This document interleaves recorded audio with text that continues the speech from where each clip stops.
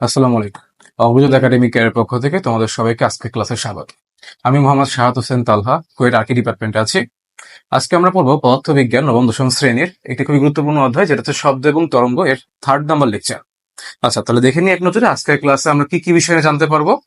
প্রথমে আছে তরঙ্গ দৈর্ঘ্য, 2 আছে তরঙ্গ বেগ, 3 আছে V is equal to F lambda সমীকরণ প্রতিপাদক, আর 4 হচ্ছে তরঙ্গের প্রকারভেদ, অনুপ্রস্থ এবং অনুদৈর্ঘ্য তরঙ্গ। আচ্ছা, তাহলে ক্লাসটা শুরু করি। দেখো, প্রথমে আমাদের হচ্ছে তরঙ্গ দৈর্ঘ্যটা কি। তরঙ্গ দৈর্ঘ্য এর সংজ্ঞাটা এমন হয় যে কোনো কম্পনশীল কণার একটি পূর্ণ কম্পন সম্পন্ন করতে যে সময় লাগে ওই সময় তরঙ্গটি যে দূরত্ব অতিক্রম করে তাকে আমরা বলতে পারি ওই তরঙ্গের তরঙ্গ দৈর্ঘ্য। কি বললাম? কোনো কম্পনশীল কণার একটি পূর্ণ কম্পন সম্পন্ন করতে যে সময় লাগে ওই সময় তরঙ্গটি যে দূরত্ব অতিক্রম করে তাকে আমরা বলি ওই তরঙ্গের তরঙ্গ দৈর্ঘ্য।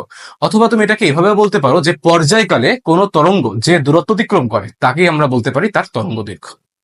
আরেকভাবে বলা যায়, দেখো এই চিত্রটা, পরপর দুইটি সমদশা সম্পূর্ণ বিন্দু মধ্যবর্তী দূরত্বকে আমরা বলতে পারি হচ্ছে তরঙ্গ দৈর্ঘ্য। সমদশা বিন্দু কাকে বলে আমরা আগের ক্লাসে দেখছিলাম, যে যেমন এখানে এ আর হচ্ছে ই, এই দুটো সমদশা আছে, তাহলে এদের মধ্যবর্তী যে ডিস্টেন্সটা এটা হচ্ছে কি একটা ল্যামডা, অর্থাৎ ল্যামডা দ্বারা প্রকাশ করা হয় তরঙ্গ দৈর্ঘ্যকে, এই জন্য ল্যামডা একটু হচ্ছে ল্যামডা। আবার দেখো বি এবং এফ, এরা হচ্ছে সমদশা আছে, এজন্য এদের মধ্যবর্তী যে ডিস্টেন্সটা সেটা হচ্ছে কি আমাদের ল্যামডা। অর্থাৎ কথাটা কি বললাম, যে পরপর দুইটি সমদশা বা একই দশা সম্পন্ন বিন্দুর মধ্যবর্তী দূরত্বকে আমরা বলতে পারি হচ্ছে তরঙ্গ দৈর্ঘ্য। তরঙ্গ দৈর্ঘ্যকে প্রকাশ করা হয় ল্যামডা দ্বারা। কি দ্বারা? ল্যামডা দ্বারা প্রকাশ করা হয় তরঙ্গ দৈর্ঘ্যকে। যেহেতু দৈর্ঘ্য এর একক হচ্ছে মিটার, তাহলে তরঙ্গ একক কি? তরঙ্গ দৈর্ঘ্য একক হলো মিটার। আচ্ছা, একটা জিনিস খেয়াল করো, ধরো এই চিত্রটা খেয়াল করো, এখানে কি আছে? এখানে হচ্ছে কি আমি একটা তরঙ্গ আঁকলাম, পূর্ণ একটা তরঙ্গ, একটা পুরো অংশ কাটছে, যেটা হচ্ছে পূর্ণ একটা কম্পন। এই একটা অর্ধকম্পন, এই একটা অর্ধকম্পন, দুইটা অর্ধকম্পন মিলে একটা পূর্ণ কম্পন হয়েছে। এই অর্ধকম্পনের এইটাকে বলতেছি ল্যামডা। কি বললাম? ল্যামডা, অর্থাৎ এটা হচ্ছে একটা ফুল ল্যামডা। তাহলে এর অর্ধেক কি হবে?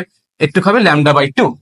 আর এই ল্যামডা/2 এর অর্ধেক আবার কি হবে? ল্যামডা/4। তাহলে বুঝতে পারলা, এর পুরোটুকু হচ্ছে ল্যামডা, তার অর্ধেক হচ্ছে ল্যামডা/2, অর্ধেকের অর্ধেক কি হয়? ল্যামডা/4, অর্থাৎ এরটুকু হচ্ছে আমাদের ল্যামডা/4। তাহলে এই ছিল হচ্ছে কি আমাদের তরঙ্গ দৈর্ঘ্যের যে কনসেপ্ট সেটা। এবার আমরা দেখবো তরঙ্গের বেগটা কি। তরঙ্গ বেগের সংজ্ঞাটা হচ্ছে কোনো কম্পনশীল কণা বা যে কোনো একটা তরঙ্গ প্রতি একক সময় যে পরিমাণ দূরত্ব অতিক্রম করে সেই দূরত্ব অতিক্রমের হারকেই আমরা বলতে পারি হচ্ছে গিয়ে তরঙ্গ বেগ। কি বললাম? কোনো কম্পনশীল কণা বা কোনো তরঙ্গ প্রতি একক সময় যে পরিমাণ দূরত্ব অতিক্রম করে, এবং এটা হতে হবে নির্দিষ্ট দিকে, নির্দিষ্ট দিকে যে দূরত্ব অতিক্রম করে তাকে আমরা বলতে পারি হচ্ছে তরঙ্গের বেগ। তরঙ্গের যেটা বেগ, বেগকে প্রকাশ করবো ভি দ্বারা। কি দ্বারা প্রকাশ করব? তরঙ্গের বেগকে প্রকাশ করব ভি দ্বারা, আর এর একক হবে মিটার পার সেকেন্ড, নর্মাল যেটা সেটা। তাহলে সংজ্ঞাটা কি বললাম? নির্দিষ্ট দিকে কোনো তরঙ্গ প্রতি একক সময় যে দূরত্ব অতিক্রম করে সেই দূরত্ব অতিক্রমের হারকে আমরা বলতে পারি তরঙ্গ বেগ। ওকে, এবার দেখো এখানে বলতেছে V is equal to F lambda সমীকরণ প্রতিপাদন। এটা খুবই গুরুত্বপূর্ণ একটা সমীকরণ, দেখি তো এটা কিভাবে আসে। দেখো, কেবল আমরা দেখলাম যে তরঙ্গ যে দৈর্ঘ্যের সংজ্ঞাটা কি ছিল, পর্যায়কালে কোনো তরঙ্গ যে দূরত্ব অতিক্রম করতেছে, পর্যায়কালে কোনো তরঙ্গ যে দূরত্ব অতিক্রম করে তাকে আমরা বলছি তার তরঙ্গ দৈর্ঘ্য। অর্থাৎ মনে করি টি সময় তরঙ্গ অতিক্রম করতেছে ল্যামডা দূরত্ব, তাই না? তাহলে একক সময়, অতএব একক সময় তরঙ্গটা অতিক্রম করবে কত দূরত্ব? ল্যামডা/2 দূরত্ব। একটু রেখে দিলাম।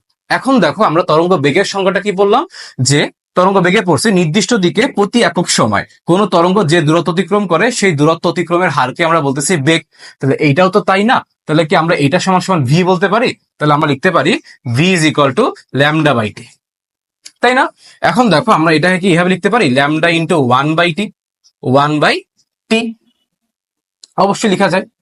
এখন তুমি কি জানো, আমরা ফার্স্ট ক্লাসে দেখছিলাম যে কম্পাঙ্ক হচ্ছে পর্যায়কালের বিপরীত। কম্পাঙ্ক কি? কম্পাঙ্ক হচ্ছে পর্যায়কালের বিপরীত। তাহলে আমরা এখানে লিখতে পারি ল্যামডা ইন্টু এফ। কিভাবে লিখলাম? কারণ আমরা জানি এইটা সমান সমান হচ্ছে এফ, এই জন্য লিখলাম ল্যামডা ইন্টু হচ্ছে এফ। কি সমস্যা? ভি। তাহলে এই দেখো, এই হচ্ছে আমাদের সূত্রটা, যে V is equal to F lambda. এই সমীকরণটা প্রতিপাদন করতে পারলাম। আচ্ছা, ঠিক আছে। এটা কিন্তু একটা খুবই গুরুত্বপূর্ণ একটা সূত্র, যেটা হচ্ছে পরবর্তীতে ম্যাথ করতে হবে এখান থেকে অনেক। তারপর দেখো এখানে তরঙ্গের প্রকারভেদ আছে। তরঙ্গ মূলত 2 প্রকার হয়ে থাকে, এক হচ্ছে অনুপ্রস্থ তরঙ্গ। অনুপ্রস্থ তরঙ্গের অপর নাম কিন্তু আবার আর্ট তরঙ্গ, আর একটা হচ্ছে অনুদৈর্ঘ্য তরঙ্গ, যার অপর নাম হচ্ছে কি তোমার লম্বিক তরঙ্গ। তাহলে আমরা দেখি আগে অনুপ্রস্থ তরঙ্গটা কি। অনুপ্রস্থ তরঙ্গের সংজ্ঞাটা হচ্ছে এরকম, যে তরঙ্গ মাধ্যমের কণাগুলোর স্পন্দনের দিকের সাথে সমকোণে অগ্রসর হয় তাকে আমরা বলবো অনুপ্রস্থ তরঙ্গ। কি বললাম? যে তরঙ্গ মাধ্যমের কণাগুলোর স্পন্দনের দিকের সাথে সমকোণে অগ্রসর হয় তাকে আমরা বলতে পারি অনুপ্রস্থ তরঙ্গ বা আর তরঙ্গ। ওকে, একটা চিত্র আঁকাই। ধরো এই হচ্ছে কি আমাদের একটা তরঙ্গ আঁকলাম, এটা হচ্ছে কি ওর এ বিন্দু, এই হচ্ছে কি ওর বি বিন্দু, এই হচ্ছে কি ওর সি বিন্দু, এই হচ্ছে গিয়ে ডি, এটা হচ্ছে ই পয়েন্ট, এটা হচ্ছে এফ, এটা হচ্ছে জি, আর এটা হচ্ছে এইচ। এ হচ্ছে অনুভূত তরঙ্গ। খেয়াল করে দেখো এই যে তরঙ্গটা, এটা কিন্তু সামনের দিকে অগ্রসর হচ্ছে, এইটা হচ্ছে তরঙ্গের দিক। এটা কিসের দিক? তরঙ্গের দিক। আর খেয়াল করে দেখছো এই তরঙ্গটা কিন্তু উপর নিচ বরাবর, এর কণাগুলো এইভাবে এইভাবে সংকুচিত হয়ে সামনের দিকে আগাচ্ছে। তাহলে স্পন্দনের দিক কি বরাবর? উপর নিচ বরাবর। তাহলে এটা হচ্ছে স্পন্দনের দিক, এটা হচ্ছে তরঙ্গের দিক। খেয়াল করে দেখো তো, স্পন্দনের দিক হচ্ছে এই বরাবর, তরঙ্গের দিক হচ্ছে এই বরাবর, তাহলে মধ্যবর্তী কোণটা কত? 90 ডিগ্রি, 90 ডিগ্রি। তাহলে এটা কোন ধরনের তরঙ্গ? এটা হচ্ছে অনুপ্রস্থ তরঙ্গ। বুঝতে পারলা বিষয়টা? অর্থাৎ যে তরঙ্গ মাধ্যমের কণাগুলো স্পন্দনের দিকের সাথে সমকোণে অগ্রসর হয় তাকে আমরা বলবো কি? অনুপ্রস্থ তরঙ্গ।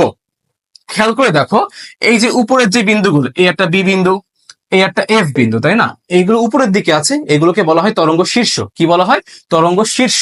আর নিচের দিকের যে বিন্দুগুলো আছে, এই ডি এবং এইচ, এগুলো হচ্ছে নিচের দিকে, তাহলে এগুলোকে বলা হয় তরঙ্গ খাজ। তরঙ্গ খাজ। এখন অনুপ্রস্থ তরঙ্গের ক্ষেত্রে আমরা এটাও বলতে পারি যে পরপর দুইটা শীর্ষের মধ্যবর্তী যে দূরত্ব, সেটা হচ্ছে ল্যামডা। কি বললাম? পরপর দুইটি তরঙ্গ শীর্ষের মধ্যবর্তী যে ডিস্টেন্স, সেটা হচ্ছে একটা ল্যামডা, অর্থাৎ একটা তরঙ্গ দৈর্ঘ্য বলতে পারি।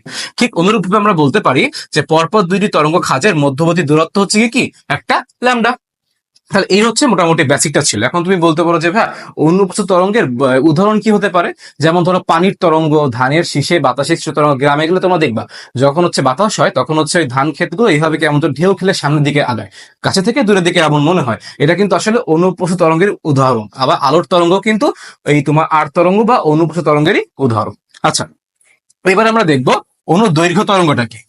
অনুদৈর্ঘ্য তরঙ্গটা হচ্ছে যে তরঙ্গ মাধ্যমের কণাগুলোর স্পন্দনের দিকের সাথে সমান্তরালে অগ্রসর হয়, অর্থাৎ তাদের মধ্যবর্তী কোণ 0 ডিগ্রি হবে। এবার তারা হচ্ছে অনুদৈর্ঘ্য তরঙ্গ। তাহলে কি বললাম?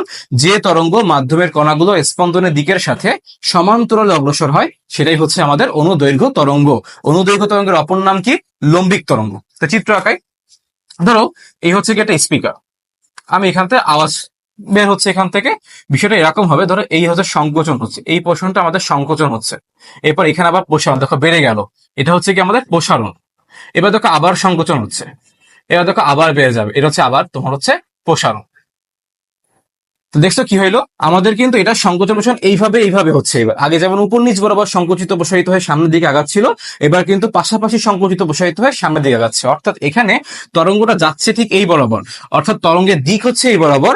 আবার খেয়াল করে দেখো স্পন্দনের যে দিক, সেটাও কিন্তু একই দিকে। তাহলে এরা পরস্পর সমান্তরালে আছে, বা আমি বলতে পারি এদের মধ্যবর্তী কোণ 0 ডিগ্রি। তাহলে এটাই হচ্ছে কি তরঙ্গ? এটা হচ্ছে তোমার অনুদৈর্ঘ্য তরঙ্গ।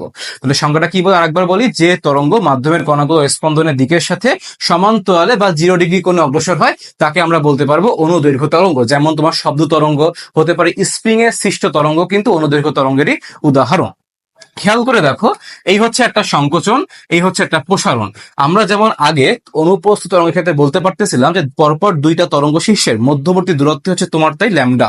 আবার বলতে পারতাম যে পরপর দুইটি তরঙ্গ খাঁজের মধ্যবর্তী দূরত্ব হচ্ছে গিয়ে ল্যামডা। এখানে বলতে পারবো যে একটি সংকোচন এবং একটি প্রসারণ নিয়ে একটা তরঙ্গ দৈর্ঘ্য, অর্থাৎ একটা পূর্ণ কম্পন বা ল্যামডা তৈরি হয়। কি বললাম? যে একটা সংকোচন এবং একটি প্রসারণ নিয়ে আমরা এই অনুদৈর্ঘ্য তরঙ্গের ক্ষেত্রে একটা পূর্ণ কম্পন বা ল্যামডা পেতে পারি। তাহলে এটাই হচ্ছে অনুদৈর্ঘ্য তরঙ্গ এবং অনুপ্রস্থ তরঙ্গের সংজ্ঞা বা মূল কনসেপ্টটা। এখান থেকে একটা প্রশ্ন খ নম্বরে আসে, সেটা হচ্ছে অনুপ্রস্থ তরঙ্গ এবং অনুদৈর্ঘ্য তরঙ্গের মধ্যকার পার্থক্যটা কি। এটা কিন্তু 2 নম্বরে অনেকবার আসে, তোমরা দেখে নিবা এটা বই থেকে। আচ্ছা, তাহলে আজকের ক্লাসটা এই পর্যন্তই থাকলো। তো ইনশাল্লাহ পরের ক্লাসে আমরা আরো কিছু ম্যাথমেটিক্যাল প্রবলেম নিয়ে আলোচনা করবো। ততদিন পর্যন্ত তোমরা সবাই ভালো থাকো, সুস্থ থাকো এবং পড়তে থাকো। আসসালামু আলাইকুম।